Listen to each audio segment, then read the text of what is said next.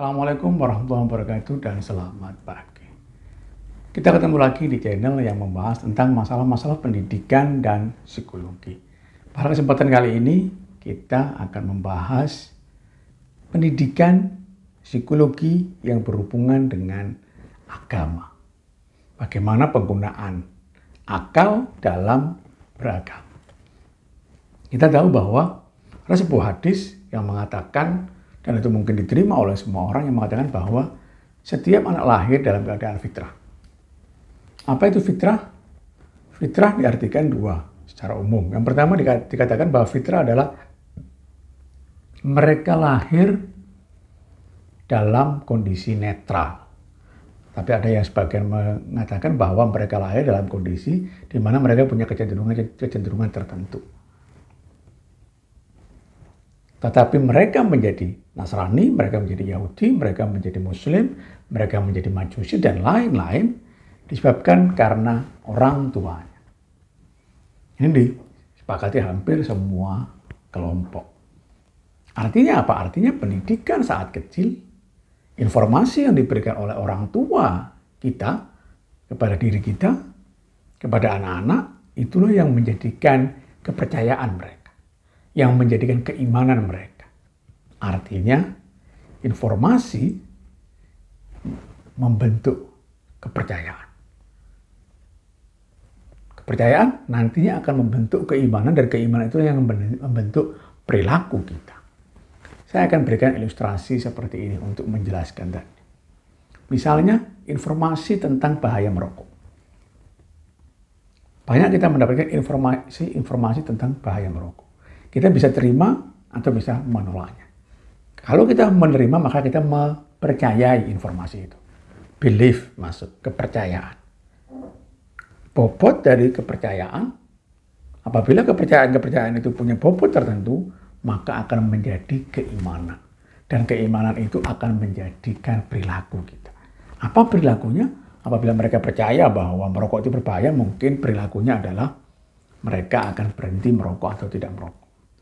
Tetapi apabila informasi-informasi itu yang masuk menjadi kepercayaan, tetapi kepercayaan itu bobotnya rendah karena ada informasi-informasi yang lain yang meng-cancel, yang berlawanan. Misalnya dia melihat bahwa banyak dokter yang juga merokok, dia melihat bahwa banyak orang-orang yang tidak merokok terkena penyakit dan lain sebagainya. Banyak orang-orang yang perokok juga sehat-sehat saja. Kepercayaan atau informasi-informasi yang membentuk kepercayaan ini di cancel oleh informasi-informasi yang lain, maka bobot kepercayaannya rendah. Karena bobot kepercayaannya rendah, maka keimanannya juga rendah. Karena keimanannya rendah, karena bobot keimanannya tidak cukup, maka tidak akan menjadikan mereka berperilaku. Artinya apa? Mereka sangat mungkin tetap merokok. Mereka mengabaikan informasi-informasi itu. Inilah informasi, kepercayaan, keimanan, dan perilaku. Ini yang terjadi. Nah, informasi-informasi saat kecil ini sangat penting. Kenapa informasi-informasi didikan orang tua saat kecil itu sangat penting? Karena informasi itu seperti tinta hitam yang dimasukkan di dalam satu gelas air. Apabila kita punya air satu gelas, lalu kita tetesi tinta hitam, maka pekatlah gelas itu. Gelas itu akan menjadi pekat. Berbeda dengan apabila yang ditetesi itu adalah kolam bak mandi kita misalnya. Misalnya yang ditetesi itu adalah kolam bak mandi kita. Maka tetesan air itu tidak akan menjadikan air di bak mandi kita itu menjadi sangat pekat. Inilah informasi-informasi saat kecil dan informasi-informasi yang kita terima saat dewasa. Ada perbedaan tertentu. Nah, artinya apa? Artinya informasi-informasi yang masuk itulah yang membentuk pola kepercayaan kita, pola keyakinan kita. Pola kepercayaan kita, pola keyakinan kita di awal-awal itu akan menjadi mindset kita. Ini yang terpenting. Pola pikir, mindset itu yang akan menentukan perilaku-perilaku selanjutnya. Yang akan menentukan kerja-kerja pikiran kita selanjutnya. Oleh karena itulah didikan saat kecil itu sangat mempengaruhi perilaku-perilaku selanjutnya. Nah, seringkali kita diajarkan ilmu-ilmu agama, disampaikan hal-hal yang berbau agama itu tidak cukup rasional. Misalnya kalau orang tua itu ditanya, apa itu agama? Mereka akan kesulitan menjawabnya. Seringkali antara agama sama pemikiran ini tidak sinkron atau tidak ketemu. Itu bukan karena tidak ketemu, tapi tidak mampu memberikan penjelasan. Itu. Saya akan berikan sebuah ilustrasi betapa bahayanya apabila sebuah keyakinan itu dibangun berdasarkan sesuatu yang tidak rasional. Ada beberapa contohnya. Saya kasih contoh yang pertama adalah cerita seorang sufi yang cukup terkenal, yang mungkin sering kita dengar ceritanya, yaitu Juha.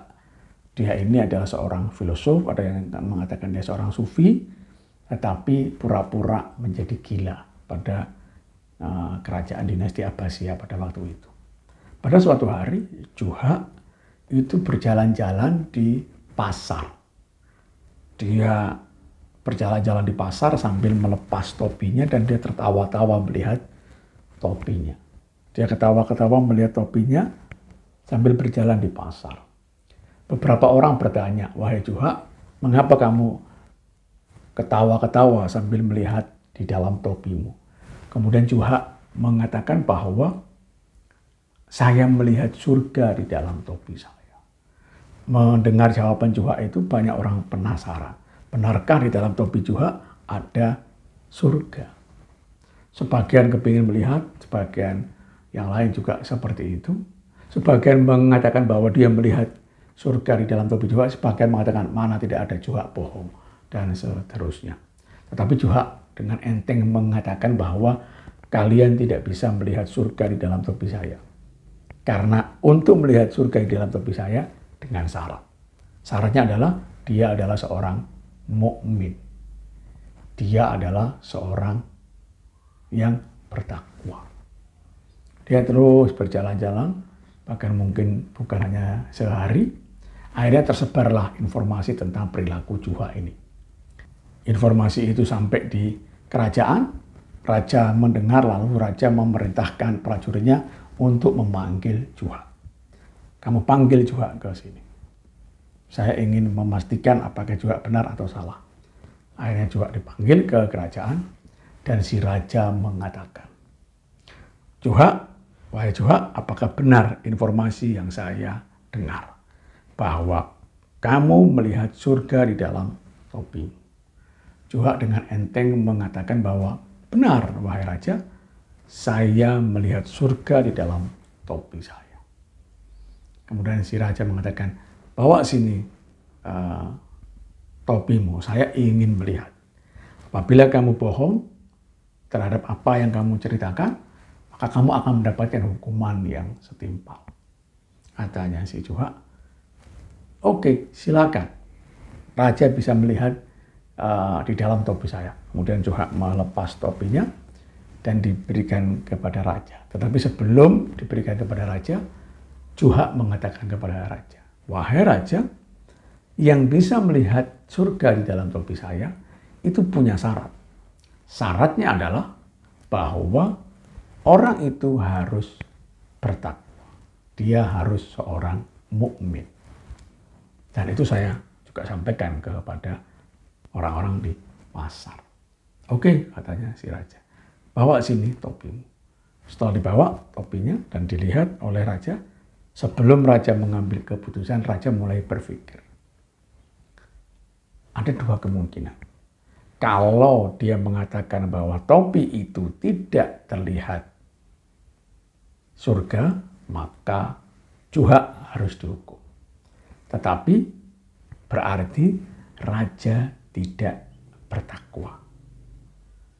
Atau raja tidak mukmin. Sementara apabila raja itu mengatakan bahwa dia melihat surga di dalam topinya Tuhan, problemnya adalah dia tidak mendidik masyarakat dengan baik, tetapi pamornya akan naik bahwa dia adalah seorang mukmin.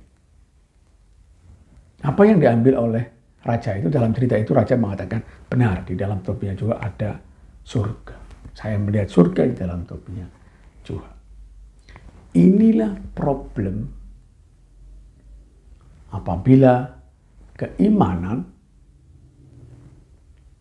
itu tidak berhubungan dengan akal. Artinya apa? Artinya siapa yang bisa mengecek keimanan seseorang? Syarat melihat surga di dalam topi itu harus mukmin. Siapa yang tahu kalau misalnya ada seorang mengatakan bahwa saya melihat, lalu dia mukmin, apa tolak ukurnya? Ini jadi masalah. Dan sekarang ini banyak terjadi orang mimpi-mimpi tertentu. Mimpi itu tidak bisa dibuktikan benar atau salah. Bisa jadi dia benar, tapi bisa jadi dia salah. Bisa jadi dia benar dan bisa jadi dia salah. Nah, ngeceknya tidak bisa. Kita tidak bisa mengecek apakah mimpi dia benar atau mimpi dia salah. Tetapi seringkali klaim-klaim mimpi itu menjadikan nilai-nilai tertentu untuk kekuasaan, untuk harkat dan martabat, serta yang lainnya, untuk kepentingan-kepentingan tertentu. Ini yang pertama. Kemudian cerita yang lain, contoh yang lain, bagaimana hubungan antara akal dan agama ini seringkali tidak dihubungkan dengan baik, adalah pengalaman saya saat kuliah. Saat saya kuliah di pasca sarjana, saya 2 kali mengalami itu. Yang pertama adalah saya bertemu dengan dosen metodologi penelitian dan dia menjelaskan tentang apa itu ilmiah. Setelah dia menjelaskan setelah detail apa itu ilmiah, lalu saya bertanya, kalau seperti itu penjelasan Anda, apakah agama ini ilmiah? Maka si dosen itu kesulitan menjawabnya dan dia hanya menjawab bahwa kita bicara ilmu sosial, bukan agama. Di sini tidak membicarakan agama. Artinya apa? Artinya mereka tidak mampu memberikan penjelasan. Kebanyakan hubungan antara agama dengan akal, hubungan agama dengan ilmiah dan lain sebagainya. Kemudian cerita yang lain, mata kuliah filsafat ilmu yang sebenarnya mestinya harus memahami itu. Juga dijelaskan tentang apa itu ilmu, apa itu ilmiah, dan selanjutnya. Dan pertanyaan saya sama, apakah agama itu ilmiah? Sama juga jawabannya, tidak jelas, dan kembali bahwa kita berbicara masalah ilmu sosial. Inilah yang terjadi di dalam kehidupan kita. Seringkali kita saat ditanya apa itu agama, kita akan kesulitan memberikan jawabannya. Dan seringkali kita hanya mengatakan bahwa agama itu adalah yang berhubungan dengan sholat, ngaji, masjid, dan lain sebagainya. Padahal penjelasan-penjelasan tentang agama dengan hubungannya dengan akal ini sangat penting. Memahami agama atau kita beragama dengan menggunakan penjelasan-penjelasan rasional akan menjadikan pola perilaku kita cukup rasional. Walaupun benar bahwa tidak semua agama mampu dirasionalkan, ya. Tetapi itu adalah penjelasan rasional. Artinya itu sendiri ada penjelasan rasionalnya. Bahwa tidak semua ilmu agama itu rasional, ini penjelasannya adalah penjelasan yang bisa diterima oleh akal. Kalau tidak akan menjadi masalah. Gitu. Dan kita pun pernah mendengar bagaimana cerita antara Nabi Musa dan Nabi Khidir. Nabi Musa tidak bisa sabar terhadap sesuatu yang tidak dia pahami. Artinya apa? Manusia harus diberikan penjelasan. Itu. Karena penjelasan-penjelasan itulah untuk memastikan bahwa saya ini beragama benar atau salah. Apabila kita meyakini sesuatu yang tidak ada penjelasannya, maka akan menjadi masalah. Artinya apa? Apakah yang saya percayai, yang saya imani ini benar? Apakah yang saya percayai, yang saya imani ini salah? Ini perlu penjelasan. Nah, ini pentingnya agama dan akal. Sekali lagi, tidak berarti bahwa semua agama itu bisa diakalkan.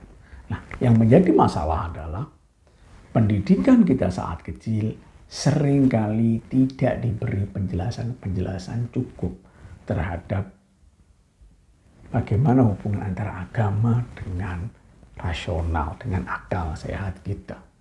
Kita hanya diberikan informasi, kita hanya diberikan penjelasan-penjelasan tentang agama dalam arti agama, dalam arti keyakinan, dalam arti sesuatu yang tidak perlu kita pikirkan.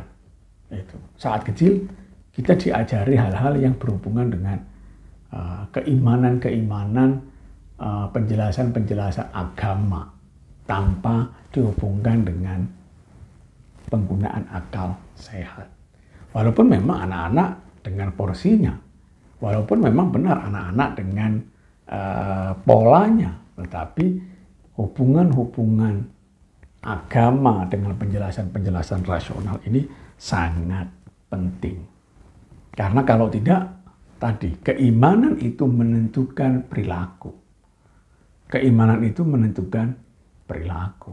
Apabila keimanan ini tidak dibangun dengan sesuatu yang baik, dengan sesuatu yang rasional, dengan sesuatu yang masuk akal, maka bisa jadi perilaku-perilakunya adalah perilaku-perilaku yang tidak masuk akal.